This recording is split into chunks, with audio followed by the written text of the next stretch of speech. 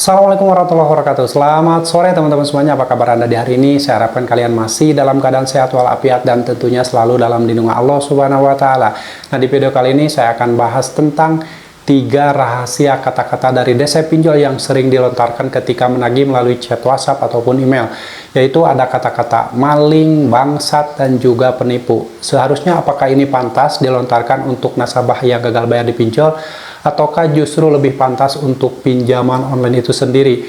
Ini rahasianya yang akan saya bahas, yaitu tentang kata-kata bangsat ataupun maling dan juga penipu.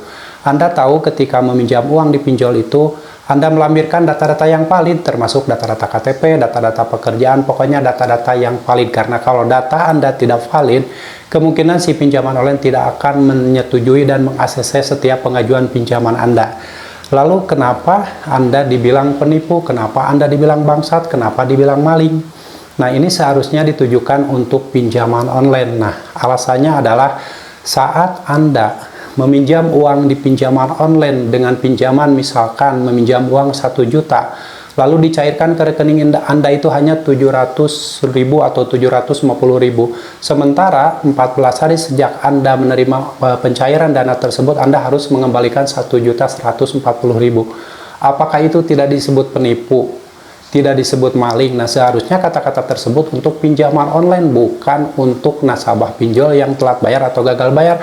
Karena telat bayar atau gagal bayar itu sebenarnya adalah keadaan ekonomi yang ketika tidak mampu lagi untuk membayar utang di pinjol, bukan faktor kesengajaan yang awalnya mungkin kalian berusaha untuk membayar, berusaha untuk merawat utang pinjol, berusaha untuk membayar tepat waktu, tetapi karena keadaan ekonomi kalian mentok dan akhirnya tidak mampu lagi membayar utang di pinjol tersebut dan akhirnya terpaksa telat bayar bahkan gagal bayar. Jadi bukan menipu, bukan maling, bukan bangsat. Nah, itu adalah kata-kata yang seharusnya ditujukan untuk pinjaman online. Jadi buat teman-teman semuanya yang mungkin pernah dikata-katain penipu, silahkan tuliskan di kolom komentar. Dan penipu adalah mungkin lebih pantas untuk pinjol. Kenapa? Karena coba kalau kalian ketika mengetahui dan meminjam uang di pinjol dan mengetahui dari iklan-iklan yang dilihat di media sosial, itu biasanya ada iklan pinjol itu menawarkan pinjam 2 juta rupiah, lalu dalam waktu 30 hari kalian harus mengembalikan 2.050.000 rupiah. Ternyata pada faktanya ketika kalian meminjam uang 2 juta rupiah tersebut, yang dicairkan ke rekening kalian adalah 1.300.000, dan dalam waktu 30 hari sejak pencairan tersebut kalian diminta untuk mengembalikan 2.050.000 rupiah.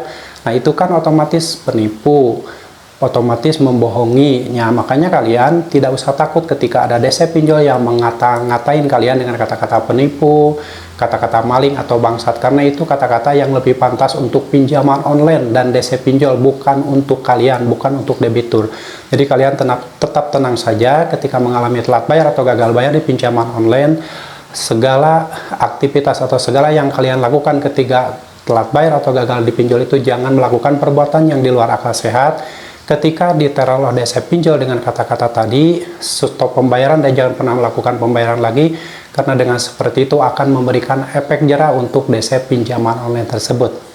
Yang pasti kalian tidak usah panik ketika mengalami kesulitan ekonomi dan tidak mampu lagi membayar utang di pinjol. Jika diteror dengan kata-kata kasar, tidak beretika, kalian tidak usah panik, karena di awal ketika kalian melakukan peminjaman uang itu tidak ada perjanjian tertulis bahwa ketika kalian telat bayar akan dikirim kata-kata yang tidak beretika, kata-kata tidak sopan seperti bangsat, maling, dan penipu.